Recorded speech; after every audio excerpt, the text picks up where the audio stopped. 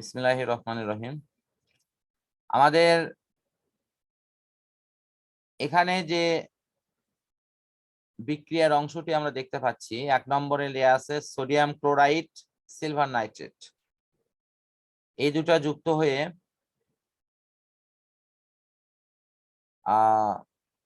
Sodium ion, nitrate ion আর অধঃক্ষেপণ ঘটছে হলো তোমার সিলভার ক্লোরাইডের।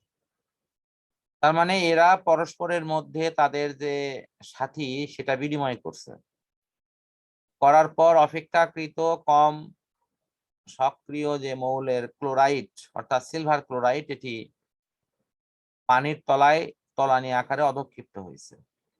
এই বিক্রিয়ার নাম নিশ্চয়ই বইতে অধঃক্ষেপণ বিক্রিয়া দেয়া আছে। অন্যদিকে দ্বিতীয় যে বিক্রিয়াটি আছে দেখো, এখানে হলো সোডিয়াম সালফিউরিক অ্যাসিডের সাথে বিক্রিয়া করে সোডিয়াম সালফেট প্লাস হাইড্রোজেন। প্রথমত বলো এটা কি ধরনের বিক্রিয়া? 2 নম্বর বিক্রিয়াটা জারণ বিজারণ। হ্যাঁ, জারণ বিজারণ ঘটছে, এটা ঠিক আছে। আর কোন নাম খালিদ বলো তো, আর কি নাম হতে পারে? প্রতিস্থাপন। হ্যাঁ, প্রতিস্থাপন। জি, প্রতিস্থাপন। তাহলে আমরা দুটো নামই কিন্তু এখানে দিতে পারি। একটা হলো সোডিয়াম অধিক সক্রিয় মৌল যে হাইড্রোজেনকে প্রতিস্থাপন করে নিজেই সেই জায়গা দখল করে সোডিয়াম সালফেট তৈরি করেছে। হাইড্রোজেন মনের কষ্ট নিয়ে ওখান থেকে উড়ে চলে গেছে। এখন প্রশ্ন হলো এই কাজটি আমি একটু আগে যে তোমাদের কপার সালফেট এবং তার সাথে ক্যালসিয়াম যে বিক্রিয়াটি বুঝালাম, ঠিক সেম বিক্রিয়া এটা। এখানেও যদি আমরা ব্যাখ্যা বিশ্লেষণ করি কিন্তু ওই বিষয়টি কিন্তু চলে আসবে। আমরা একটু দেখি দুইটা বিক্রিয়ার আলোকে এখানে ঘ নম্বর প্রশ্ন কি বলা হয়েছে। 1 ও 2 বিক্রিয়ার মধ্যে বিক্রিয়ার প্রকৃতি ইলেকট্রন স্থানান্তর দ্বারা বিশ্লেষণ করো। আমি তোমাদেরকে এই অধ্যায়তে সাজেশন হিসেবে 3টা প্রশ্নের কথা বলছিলাম। এটা কিন্তু তার মধ্যে সেই গ্রুপ যেখানে বলা হয় যে উপরের বিক্রিয়াগুলো কোন ধরনের এবং কেন। তো প্রথম বিক্রিয়া হলো অধঃক্ষেপণ। এটা অধঃক্ষেপণ কেন সেটার ব্যাখ্যা দিতে গিয়ে তুমি অবশ্যই বলবা যে সেখানে ইলেকট্রন আদান প্রদান হয়নি, কারণ এখানে না সোডিয়াম ইলেকট্রন ত্যাগ করেছে, না গ্রহণ করেছে, না সিলভার সে কাজটি করেছে। কেউ কিচ্ছু করেনি, শুধুমাত্র তাদের যে সাথী সেগুলোর মধ্যে তারা এক্সচেঞ্জ করে নিয়েছে। এবং যথারীতি এই সিলভার ক্লোরাইড তলানি আকারে জমা হয়, এটিকে অধঃক্ষেপণ বিক্রিয়া হিসেবে আমরা বলতে পারি। এবং দেখো সেটি লেখা আছে কিন্তু ঘ নম্বর 1 নম্বর বিক্রিয়াতে অধঃক্ষেপণ বিক্রিয়া, এবং এই নিয়ে প্রয়োজনীয় ব্যাখ্যা দেওয়া আছে। আমি আশা করি যে এই অধঃক্ষেপণে কোনো প্রবলেম হওয়ার কথা না। দ্বিতীয় অপশন দেওয়া আছে হলো কি, দ্বিতীয় বিক্রিয়াটি আছে জারণ বিজারণ, রিডক্স বিক্রিয়া। এটার ব্যাখ্যা দিতে হয়েছে। এটা যে রিডক্স বিক্রিয়া, সেখানে অবশ্যই ইলেকট্রন ত্যাগ করা, অন্যদিকে ইলেকট্রন গ্রহণ করার বিক্রিয়াটি আমাদের দেখাতে হবে। ইলেকট্রন ত্যাগ করার বিক্রিয়া অটোমেটিক্যালি আমরা দেখাতে পারছি যে সে যখন সোডিয়াম ইলেকট্রন ত্যাগ করতে আসছে, সোডিয়ামের শুরুতে জারণ সংখ্যা ছিল 0। এটি খুব গুরুত্বপূর্ণ একটা থিম। কিন্তু শুরুতে কিন্তু সোডিয়ামের জারণ সংখ্যা 0, কারণ সোডিয়াম ইলেকট্রন ত্যাগই করেনি। তারপর সেই দুটা সোডিয়াম দুটা ইলেকট্রনকে ত্যাগ করলো। এখানে বিক্রিয়াতে মনে হয় একটু সংশোধন করে নিও, এর সামনে 2 দিয়ে দিবা, এখানে 2 আর এখানেও 2, তাহলে দুটো ইলেকট্রন ত্যাগ ঠিক আছে। সেই দুটো ইলেকট্রন কি করছে, এই হাইড্রোজেন গ্রহণ করে হাইড্রোজেনের দুটো আয়ন গ্রহণ করেছে। যে 2টা হাইড্রোজেন আয়ন গ্রহণ করে হাইড্রোজেনের গ্যাস হয়ে উড়ে চলে গেছে। তাহলে এই বিক্রিয়াটা হলো কি জারণ, আর এই বিক্রিয়াটা হলো বিজারণ। ঠিক এখান থেকে আমরা বলতে পারি যে এখানে জারণ এবং বিজারণ উভয়ই সংঘটিত হয়েছে। আবার অন্যদিকে যদি আমাদের ভিন্ন আঙ্গিকে ব্যাখ্যা দেই, তাহলে সোডিয়াম হাইড্রোজেনকে প্রতিস্থাপন করে নিজেই সেই জায়গাটি দখল করেছে। সুতরাং সেই দৃষ্টিকোণ থেকে এটি প্রতিস্থাপন বিক্রিয়াটিও হবে।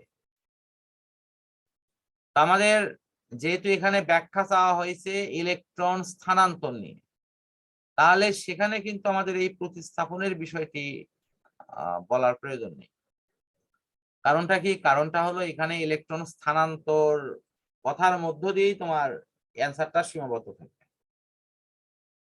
সে কারণের জন্য আমরা এখানে কিন্তু ওই প্রতিস্থাপনে আর কোনো ব্যাখ্যা দেওয়ার প্রয়োজন নেই। আশা করি এটা ক্লিয়ার।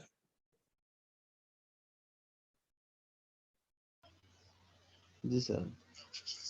আচ্ছা, আমরা মোটামুটি আমি আসলে একই প্রকার বিক্রিয়া দেখানোর অর্থ হচ্ছে এটি যে তোমাদের আত্মবিশ্বাসটা বৃদ্ধি করা। আমার মনে হয় যে 5 নম্বরে উদাহরণ বিদারণ নেই, 6 নম্বরে দেখতে পাচ্ছি আছে।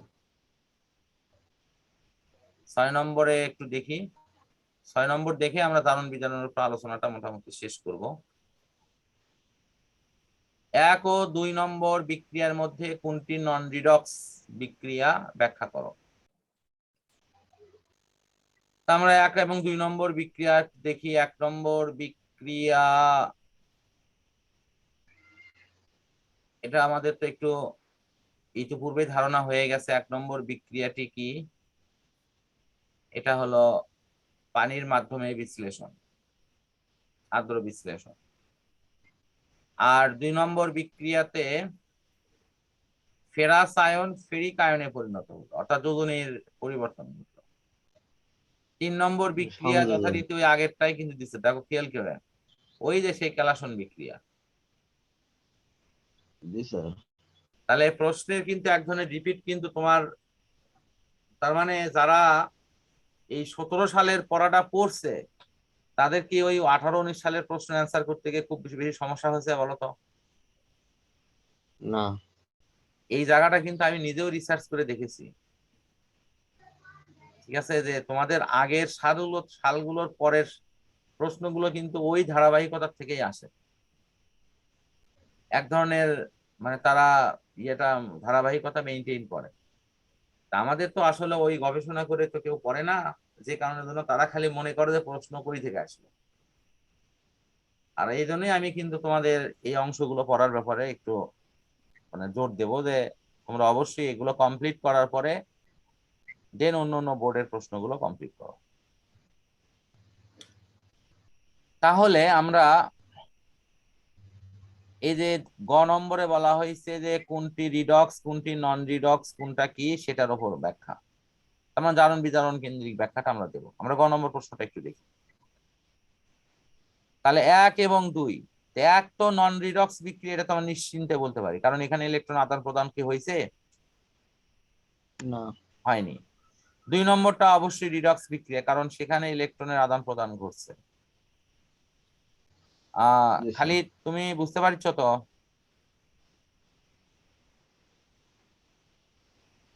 জি স্যার।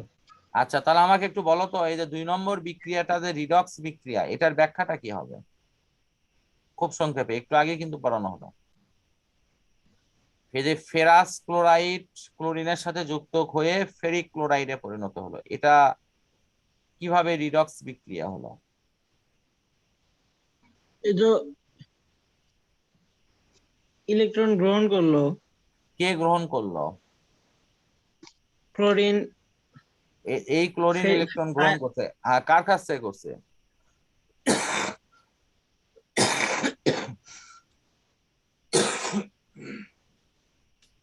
কে তাকে ইলেকট্রন দিল? কাউকে তো কাউকে দিতে হয়েছে তো। আমি অ্যান্সারটা কিন্তু পরে দেখাচ্ছি, আমি চাচ্ছি যে একটু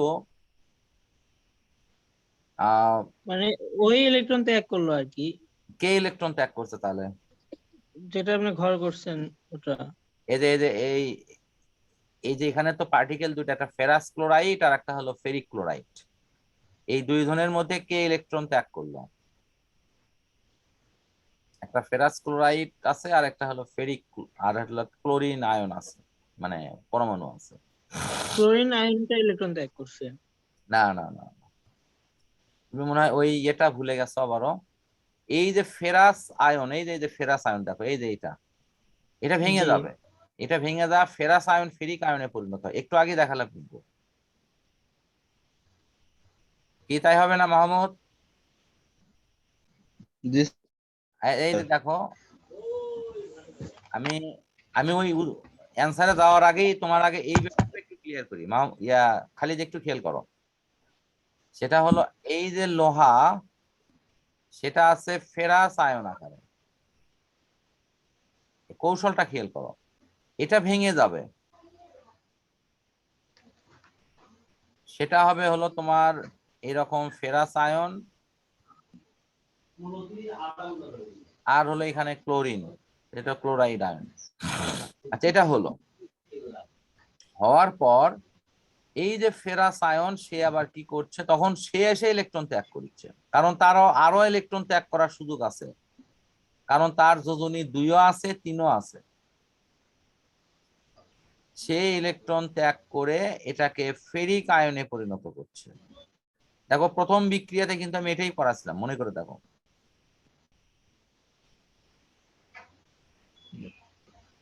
খালিদ বুঝতে পারছো কি? হ্যাঁ তাহলে এই যে এটা যে ত্যাগ করলো, এটার নামই কিন্তু জারণ বিক্রিয়া। জি আর তোমার ওই অ্যান্সারটা সঠিক আছে যে ক্লোরিন ইলেকট্রন গ্রহণ করে, অর্থাৎ ওই যে ক্লোরিন বিক্রিয়া দেখাচ্ছি সেই ক্লোরিন ইলেকট্রন গ্রহণ করবে। এটা হলো ওই ক্লোরাইড আয়ন। এ কি করলো, ইলেকট্রন গ্রহণ করলো, মানে এটা বিজারণ বিক্রিয়া। এটা হলো বিজারণ বিক্রিয়া।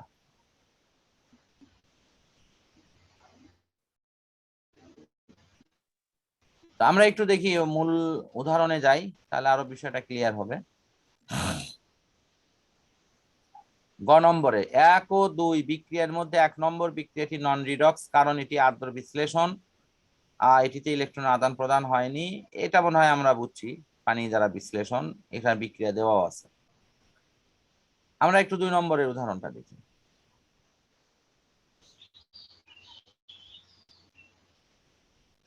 2 নম্বর উদাহরণে এই যে দেখো আমি যেটা লিখছি সেটাই কিন্তু আছে। এই যে লোহা ইলেকট্রন ত্যাগ করেছে, অর্থাৎ ফেরাস আয়ন ইলেকট্রন ত্যাগ করেছে, ফেরিক আয়নে পরিণত হয়েছে। ক্লোরিন সেই ইলেকট্রন গ্রহণ করে ক্লোরাইড আয়নে পরিণত হয়েছে। তাহলে এই যে লোহা যে ইলেকট্রন ত্যাগ করলো এটি জারণ, আর ক্লোরিন ইলেকট্রন গ্রহণ করলো এটি বিজারণ। কি ক্লিয়ার এখন?